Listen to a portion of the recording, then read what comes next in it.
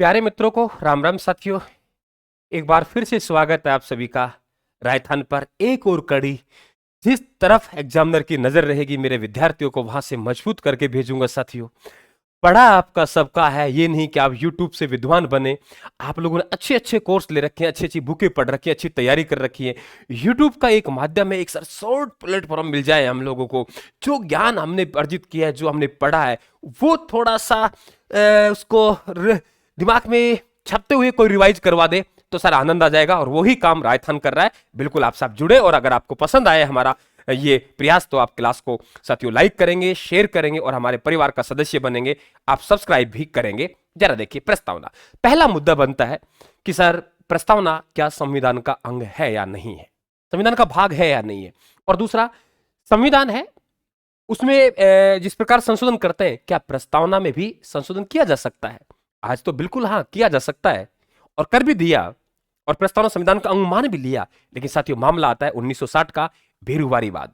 भेरूवारी जो वाद था वो बनाम नहीं लगा। आप कहेंगे सर बनाम क्यों नहीं लगा?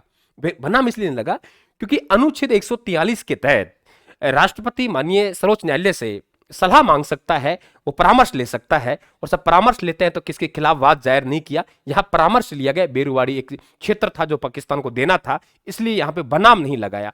तो बेरूवाड़ी वाद 1960, प्रस्तावना संविधान का अंग नहीं है। प्रस्तावना संविधान का अंग नहीं है। और बेरूवारी वाद में राष्ट्रपति द्वारा अनुच्छेद 143 के तहत सर्वोच्च न्यायालय से परामर्श मांगा था, इसलिए बनाम नहीं लगाया गया है। कहा नहीं संशोधन नहीं कर सकते, भाग ही नहीं है। केशवानंद भारती बनाम केरल राज्य 1973। केशवानंद जी एक मठाधीश थे, और आपने नानी पालकीवाल साहब का नाम सुना होगा। वो नानी पालकीवाल साहब है, यहाँ इनके प्रसिद्ध वकील हुए थे। तो नानी पालकीवाल साहब ने केस लड़ा था, हालांकि केशवानंद जी एक मत से हार गए थे।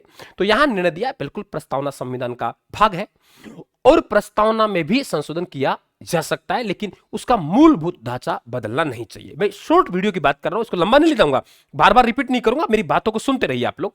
और ये ब्रह्मास्त्र नोट्स है जो पढ़ा रहा हूं, रायथान के ऐप पर अवेलेबल है, फ्री स्टडी मटेरियल में। आप अगर आप लोग नोट्स पढ़ना चाहते हो, बुक पढ़ना, रायथान का पढ़े, प्रत्यक्ष को प्रमाण की आवश्यकता नहीं, ऐप में जाके आप देख सकते हो। फ्री स्टडी मटेरियल में कोई चार्ज नहीं, पीडीएफ हमने अपलोड कर रखी है, लेकिन प्रिंट नहीं ले सकते वहां से। 42वां कहा कि एकदम भाई संशोधन किया जा सकता है, सरकार तैयार बैठी। और 42वां संविधान संशोधन 1976, जो कि ध्यान रखना जनवरी 1900 आप लोगों के ये 77 में लागू हुआ, 77 में लागू हुआ, ध्यान रखना आप लोग। तो 1976 है, उसके द्वारा प्रस्तावना एक बार संशोधन किया गया, एक बार हुआ है। और आपको पता है समाजवाद, पंथ निरपेक्ष और अखंडता शब्द जोड़े गए थे, एक बार ही प्रस्तावना में संशोधन हुआ है। और ये 42वां संविधान संशोधन बिल्कुल जरूर 1976 में हुआ है भाई, लेकिन लेकिन लेकिन लागू की बात आएगी तो जनवरी 1977 में हो, ये भी ध्यान रखें आप लोग। बात करते हैं प्रस्तावना संबंधित क्या क्या फैक्ट है साथियों। प्रस्तावना की जो भाषा है वो ऑस्ट्रेलिया से ली गई है। और प्रस्तावना कहां से, इसे उद्देशिका क्यों कहते हैं, क्या कारण है कि इसे हम लोग उद्देशिका भी कहते हैं? आप देखिए नोट्स किस प्रकार से हमने डिजाइन किए साहब, बहुत बेहतरीन तरीके से हम इसको डिजाइन करते हैं नोट्सों को। कि प्रस्तावना अमेरिका का संविधान, यानी प्रस्तावना की जो भाषा है वो ऑस्ट्रेलिया से ली गई है, और ये ध्यान रखें आप लोग। और प्रस्तावना यानी उद्देश्य प्रस्ताव जो पंडित जवाहरलाल नेहरू द्वारा संविधान सभा के समक्ष प्रस्तुत किया गया था, वो 13 दिसंबर 1946 को किया गया। और संविधान सभा द्वारा उसे जो पारित किया गया वो आप लोगों के कब किया गया, 22 जनवरी 1947 को। अधिवेशन जो अंतिम अधिवेशन 12वां था, 24 जनवरी 1950 को हुआ था। कुल मिला के 12 अधिवेशन में 12वां अधिवेशन मात्र एक दिन का था। तो यहां प्रथम अधिवेशन में उद्देश्य प्रस्ताव को संविधान सभा के समक्ष रखा गया, और द्वितीय अधिवेशन में उसे पारित किया गया। कुल 8 अनुच्छेद थे। प्रस्तावना को स्वीकार कब किया गया, तो आप कहेंगे 17 अक्टूबर 1949 को। और प्रस्तावना लागू कब हुई, 26 जनवरी 1950 को। प्रस्तावना लागू होने की तिथि 26 जनवरी 1950 है, ध्यान रखें आप लोग। प्रस्तावना का उर्दू अनुवाद पढ़ा था, वो मोहनलाल सक्सेना साहब थे, उनके द्वारा प्रस्तावना का उर्दू अनुवाद पढ़ा गया था बेटा, ये ध्यान रखें आप लोग। अब वो प्रस्तावना है क्या, मेरे हिसाब से एक एक फैक्ट क्लियर हो गया। अब ये प्रस्तावना को हम लोग पढ़ लेते हैं। तो 2-3 फैक्ट और बात कर लेता हूं मैं कि प्रस्तावना की शुरुआत कहां से होती है। हम भारत के लोग से होती है। मूल स्रोत क्या है, भारत की जनता है। भारत की संप्रभुता किस में है, भारत की जनता में निहित है। और भारतीय संविधान किन की देन है, तो आप लोग कहेंगे कि जनता की इच्छाओं का परिणाम है। अब प्रस्तावना को एक बार पढ़ लेंगे तो यहां से आने वाले सवाल आप लोगों के एकदम क्लियर होते चली जाएंगे। हम भारत के लोग, यानी प्रस्तावना की जो शुरुआत होती है, हम भारत के लोग, भारत को, इसका मतलब कि प्रस्तावना में भारत शब्द 2 बार आए। हम भारत के लोग भारत को संपूर्ण प्रभुता संपन्न, यानी हम किसी के अधीन नहीं है, हम अपने आप में प्रभुत्व है, समाजवादी उत्पादन के स्रोतों पर सभी का अधिकार होगा। पंथ निरपेक्ष का मतलब हो गया कि किसी राज्य का एक धर्म नहीं होगा। लोकतंत्रात्मक गणराज्य, जनता का, ठीक है, गणराज्य सर्वोच्च चुना जाएगा, ठीक है।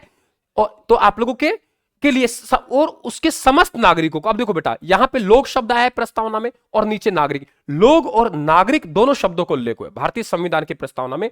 लोग और नागरिक दोनों शब्दों का उल्लेख हुआ है। सामाजिक, आर्थिक, राजनीतिक न्याय, यानी कितने प्रकार की न्याय की बात की है? आप लोग कहेंगे सर 3 प्रकार की न्याय, प्रस्तावना में 3 प्रकार की न्याय की बात की है। सामाजिक, आर्थिक, राजनीतिक, कितने प्रकार के? निम्न में से कौन सी न्याय प्रस्तावना में उल्लेखित नहीं है? ऐसे सवाल बनते हैं तो आप कहेंगे सामाजिक, आर्थिक, राजनीतिक, 3 प्रकार के न्याय। विचार, अभिव्यक्ति, विश्वास, धर्म और उपासना की स्वतंत्रता, स्वतंत्रता कितने प्रकार की है यह भी आपको मालूम होनी चाहिए साथियों। यहां देखिए, नंबर 1 विचार, अभिव्यक्ति, विश्वास, धर्म और उपासना, 5 प्रकार की स्वतंत्रता की बात की है। प्रतिष्ठा और अवसर की समता, ध्यान रखना प्रस्तावना में समानता शब्द का उल्लेख नहीं है। समानता शब्द नहीं है, समता शब्द है प्रस्तावना में समानता शब्द उल्लेखित नहीं है, समता शब्द उल्लेखित है। प्रस्तावना में समानता शब्द उल्लेखित नहीं है, समता शब्द उल्लेखित है। और यहां पे कितने प्रकार की समता? प्रतिष्ठा और अवसर की समता की बात की गई है, प्राप्त करने के लिए उन सब में व्यक्ति की गरिमा और राष्ट्र की एकता और अखंडता। अब देखो, एक तो आपका पंथ निरपेक्ष आ गया, एक समाजवाद आ गया और एक आपका अखंडता। ये तीनों शब्द हैं जो मूल प्रस्तावना में नहीं थे, 42वां संविधान संशोधन द्वारा इन्हें जोड़ा गया। तथा उन सब में व्यक्ति की गरिमा और राष्ट्र की एकता और अखंडता को सुनिश्चित करने वाली बंधुता बढ़ाने के लिए दृढ़ संकल्प होकर अपनी संविधान सभा में आज तारीख 26 नवंबर 1949 को मिति मार्क्सिस्ट शुक्ला सप्तमी संवत 2006 विक्रमी के द्वारा इस संविधान को अंगीकृत, अधिनियमित और आत्मर्पित करते हैं। यानी 3 शब्द है, अंगीकृत, अधिनियमित और आत्मर्पित करते हैं। ये ध्यान रखें, प्रस्तावना न्याय योग्य नहीं है। अब साथियों प्रस्तावना से क्या क्या बातें हैं वो मैंने यहां देखो बहुत अच्छी तरीके दिया है। संपूर्ण प्रभुता संपन्न का मतलब क्या हो गया? समाजवादी शब्द है 42वें संविधान संशोधन द्वारा जोड़ा गया है।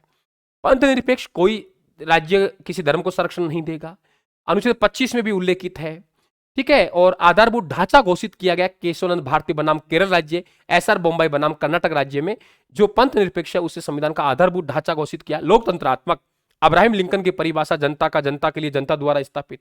गणराज्य क्या है आपके सामने? नागरिकों के लिए न्याय की बात की, सामाजिक, आर्थिक, राजनीतिक, नागरिकों के लिए समता की बात की है, प्रतिष्ठा और अवसर की, ये ध्यान रखें आप लोग। समानता का उल्लेख अनुच्छेद 38 में उल्लेखित है। प्रस्तावना समता शब्द का प्रयोग किया गया है, समानता शब्द का नहीं। नागरिकों के लिए स्वतंत्रता, यानी कौन कौन स्वतंत्रता की बात की है? विचार, अभिव्यक्ति, विश्वास, धर्म, उपासना, बहुत अच्छा लिखा है। प्रस्तावना में संकल्प क्या है? बंधुता बढ़ाने के लिए व्यक्ति, गरिमा और राष्ट्र की एकता और अखंडता को सुनिश्चित करना। 42वें संविधान संशोधन द्वारा जोड़ा गया। अब सबको मालूम है बेटा, अंगीकृत का अर्थ स्वीकार करना होता है, अधिनियमित का अर्थ लागू करना होता है और आत्मर्पित का अर्थ स्वयं को संविधान सौंपना होता है। तो इस तरीके से आप लोग बेहतरीन तैयारी कर सकते हैं राजस्थान के नोट्सों के साथ। हमें कितना सा समय लगा साथियों? जो 2 घंटे में प्रस्तावना हमारी पूरी होती है, हमने उन फैक्टों को रिवाइज किया, रिवीजन किया। तो मेरे साथ आप बने रहें, आप सभी भाई बहन, आप सभी को थैंक यू, धन्यवाद, राम राम साहब।